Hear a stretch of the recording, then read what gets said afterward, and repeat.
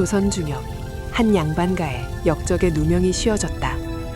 하룻밤 사이에 모든 것이 무너졌다. 담장도, 기와도, 사람들의 웃음소리도. 남은 것이라곤 10살 난 여식 하나와 그 아이 곁을 한시도 떠나지 않던 누렁이 한 마리뿐이었다. 봄날이었다. 꽃이 지던 날 관아의 포졸들이 들이닥쳤다. 최참판댁 식솔들은 모두 마당에 나와라. 역적의 지방이니 재산은 모두 관에서 몰수하고 노비문사는 이 자리에서 발부할 것이다. 10살 난 소녀 연화는 어머니의 치맛자락을 붙들고 서 있었다. 어머니는 이미 눈물이 말라 있었다.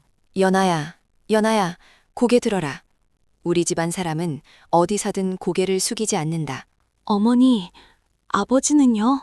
아버지는 어디 계세요? 아버지는 이미 가셨다. 너는 살아야 한다. 살아서 우리 가문의 억울함을 반드시 풀어야 해. 빨리 움직여. 최참판댁 여식은 따로 장부에 올려라. 나이가 어리니 값은 낮게 쳐도 오래 부릴 수 있겠지. 그때였다. 마당 한쪽에서 낮고 굵은 소리가 울렸다. 누렁이었다. 집에서 기르던 개였는데 평소엔 순하디 순한 짐승이 포졸의 앞을 막아서며 이빨을 드러냈다. 이 개가! 비켜라! 그냥 잡아서 같이 팔아버려. 어차피 저것도 이 집 재산이야. 누렁이는 끝내 연하의 곁을 떠나지 않았다. 그렇게 소녀와 개는 함께 팔려갔다. 한양 외곽의 김별감댁으로. 김별감댁은 겉으로는 번듯한 집이었으나 안으로는 어두운 집이었다. 주인 김별감은 탐욕스럽고 잔인했으며 아랫사람을 사람으로 여기지 않았다. 새로운 계집아이가 저것이냐? 양반집 딸이라더니 고운 척은. 어디 두고 보자. 금방 버릇을 고쳐주지. 나리, 저 개는 어찌할까요? 함께 딸려왔습니다만. 개? 마당에 묶어두어라. 경비견으로 쓰면 되겠지. 도망이라도 가면 잡아먹으면 되고. 연하는 그날부터 부엌대기가 되었다. 새벽에 일어나 물을 깃고 밥을 짓고 마루를 닦고 빨래를 하고 저녁이 되면 쓰러지듯 잠이 들었다. 밥은 늘 모자랐다. 배가 고파 잠을 이루지 못하는 밤이 많았다. 아버지는 역적이 아니잖아요. 저는 알아요. 반드시 진실을 밝힐 거예요. 그 첫 번째 밤이었다.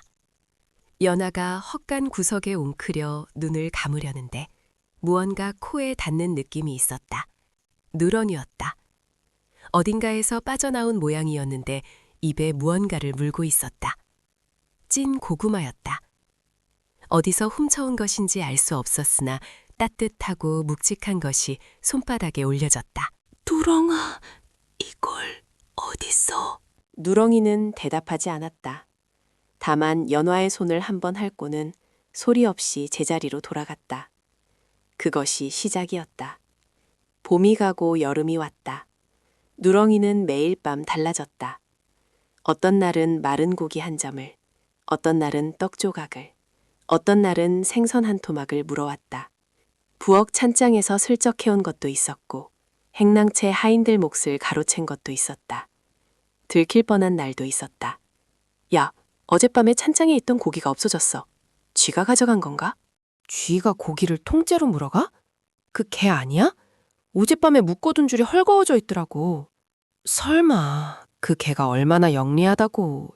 그냥 쥐겠지. 누렁이는 들키지 않았다. 마치 알고 있는 것처럼 흔적을 남기지 않았다. 연하는 밤마다 헛간 구석에서 누렁이가 가져다 준 것을 조심스럽게 먹으며 하루를 버텼다. 그리고 매일 밤 누렁이의 목을 안고 속삭였다. 누렁아, 오늘도 고마워. 나 아직 안 죽었어. 버티고 있어. 아버지 억울함 풀 때까지는 절대 안 쓰러질 거야. 누렁이는 그때마다 조용히 꼬리를 흔들었다. 첫 번째 위기는 연하가 김별감댁에 온 지 석 달이 지났을 때 찾아왔다. 연아야, 이리 하마나. 부르셨으니까 나리. 네가 양반집 딸이라더니 글을 안다지? 내 서찰 좀 대필해라. 앉아봐. 예, 나리. 연하가 붓을 들었을 때 김별감이 갑자기 손을 뻗었다. 그 순간이었다. 밖에서 묶여 있어야 할 누렁이가 문을 긁는 소리가 들렸다. 낮고 깊은 으르렁거림이 방 안까지 스며들었다.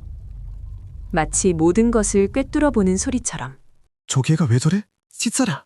저 개 좀 다른데 묶어놔라. 짖는 소리가 귀에 거슬려. 연하는 그날 밤 헛간으로 돌아와 누렁이를 끌어안고 오래 울었다. 누렁이는 가만히 앉아 그 울음을 받아주었다. 두 번째 위기는 연하가 12살이 되던 해 겨울에 왔다. 김별감 댁에 손님이 찾아왔다. 최참판 집안의 영모를 꾸몄던 자들 중 하나였다. 그는 연하를 알아봤다. 별감, 저 아이가 최참판의 딸이라 했소. 그렇소. 왜요? 저 아이 그냥 두면 안 되오. 나이가 차면 무슨 짓을 할지 모르오. 조용히 처리하는 게 낫지 않겠소. 그거야 어렵지 않지만 값을 더 쳐주실 거요. 물론이요. 그날 밤 연하는 까닭 모르게 잠을 이루지 못했다. 헛간하니 유난히 춥게 느껴졌다. 그런데 한밤중에 누렁이가 갑자기 일어서며 낮고 긴 소리를 냈다. 연하는 본능적으로 몸을 숨겼다. 헛간 문이 열렸다. 낯선 사내가 들어섰다. 손에 무언가를 들고 있었다. 그 순간 누렁이가 뛰어올랐다. 소리 한번 크게 지르지 않고 그저 정확하게 사내의 손목을 물었다. 이 개가? 사내는 비틀거리며 도망쳤다. 집안이 소란스러워졌다. 무슨 일이야? 왜 개가 짖어? 도둑이 들었나? 마당을 뒤져봐. 아무것도 밝혀지지 않았다. 다만 그 손님은 그 뒤로 다시 오지 않았다. 연하는 누렁이의 귀를 매만지며 오래 앉아 있었다. 누렁아, 너는 어떻게 알았어?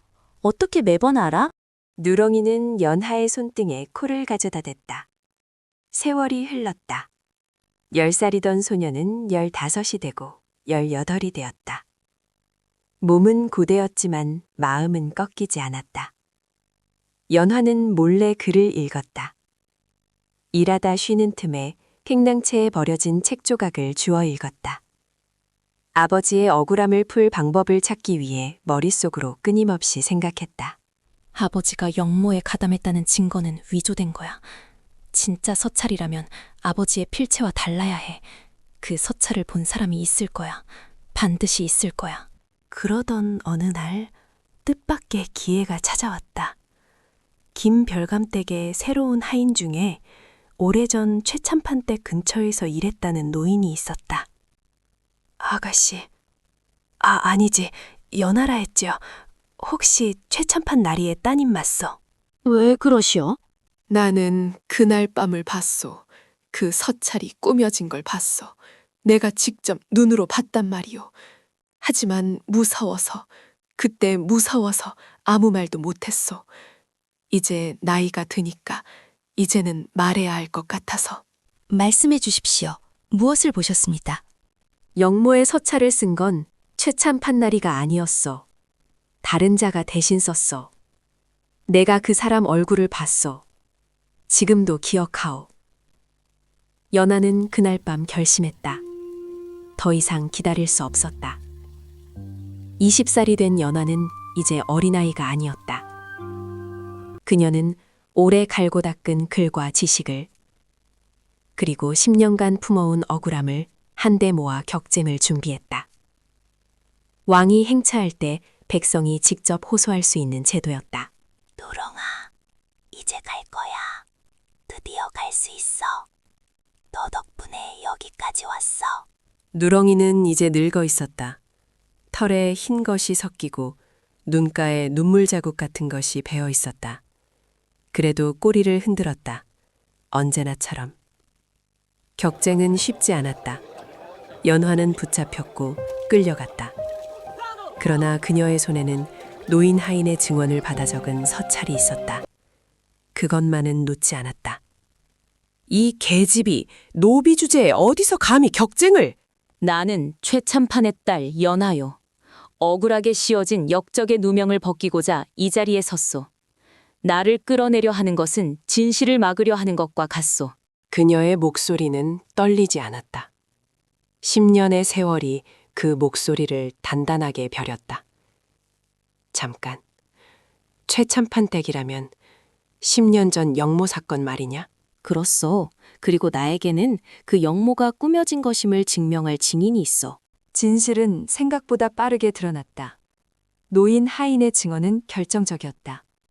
10년 전 최참판을 모함하기 위해 서찰을 위조한 자는 당시 권세를 다투던 다른 파벌의 인물이었다. 오랜 세월 감춰졌던 진실이 낱낱이 밝혀졌다. 최연하, 그대의 부친 최참판은 역적이 아니었음이 밝혀졌소. 가문의 복권을 명하겠소. 감사합니다. 감사합니다. 연하는 그 자리에서 한동안 말을 잇지 못했다. 아버지, 아버지, 소리 없이 그 이름을 불렀다. 연하가 김별감댁으로 돌아온 것은 그로부터 사흘 뒤였다. 이제 더 이상 노비가 아닌 몸으로. 그러나 그녀가 가장 먼저 찾은 것은 가문의 회복도 재산도 아니었다. 누렁아! 누렁아! 누렁이는 헛간 안에 있었다. 여전히 그 자리에. 다만 이제는 더 이상 일어서지 못했다. 앞발을 쭉 뻗고 눈을 가늘게 뜬 채 낮게 숨을 쉬고 있었다. 누렁아, 나 왔어. 나 왔어, 누렁아. 누렁이가 눈을 들었다. 흐릿해진 눈이었지만 연화를 알아보았다. 꼬리가 천천히, 아주 천천히 움직였다. 고마워. 정말 고마워. 네가 없었으면 나 못 버텼어. 밥도 따뜻함도 용기도 다 너한테서 왔어. 알고 있었어? 누렁이는 연하의 손을 마지막으로 한번 핥았다. 그리고 눈을 감았다. 숨이 고요해졌다. 더 이상 아무 소리도 나지 않았다. 연하는 오래 울었다. 소리도 없이 어깨를 들썩이며 울었다. 10년의 세월이, 그 모든 밤이 한꺼번에 쏟아지는 것 같았다. 연하는 집 뒤 양지 바른 곳에 누렁이를 묻었다. 작은 돌 하나를 세우고 그 앞에 앉았다. 누렁아, 이제 아버지 억울함도 풀렸어. 가문도 곧 다시 설 거야. 네가 바라던 대로야. 그러니까 이제 편하게 쉬어. 거기서는 배고프지 않았으면 좋겠어. 거기서는 묶여있지 않았으면 좋겠어. 그리고 거기서도 꼬리 흔들어줘. 알았지? 봄바람이 불었다. 꽃잎이 날렸다. 꼭 10년 전 모든 것이 무너지던 그 봄처럼. 그러나 이번엔 달랐다. 이번 봄은 시작이었다. 최연하는 가문을 다시 일으켰다. 아버지의 이름을 역사에서 되찾았다. 그리고 살아가는 내내 어느 개도 굶주리게 두지 않았다고 한다. 누군가 그 이유를 물으면 연하는 늘 같은 말을 했다. 제 목숨을 살려준 이가 있었소. 그 은혜를 잊지 않으려 하오. 그 이름을 묻는 이에게 연하는 조용히 웃으며 말했다. 누렁이라오. 그것으로 충분했다.